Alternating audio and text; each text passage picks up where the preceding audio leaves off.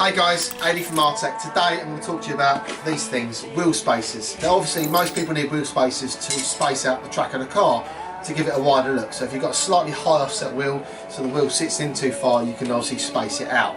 Now what does a wheel spacer do? I've got a little demo here to show you. Now here we go. So this is a wheel cut in half.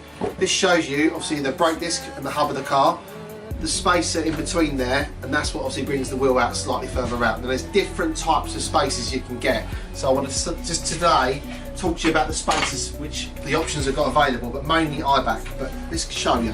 So first of all, universal spacers can be 3mm, 5mm, 10mm. We don't really recommend you should use more than 3mm, but these are what a universal spacer looks like. The problem with these are they've got no hub location, so when you put them onto the hub, they just shake about and rattle about. Let's talk about Eibach for Dan. System 1, 2, 3, 4, 5 and 6. The 5 and 6 option pretty much crosses over with some of these. So let's explain first of all. So System 1 Eibach. These are normally slightly thinner spacers.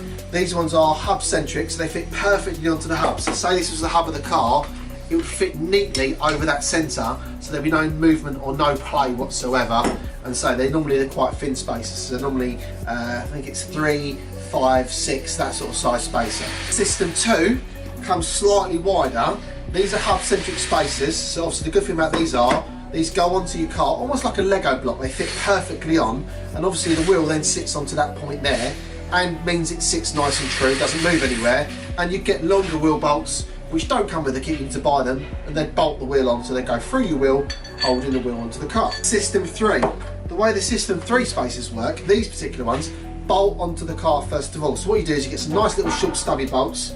These normally come in the packet as well, so little short stubby bolts.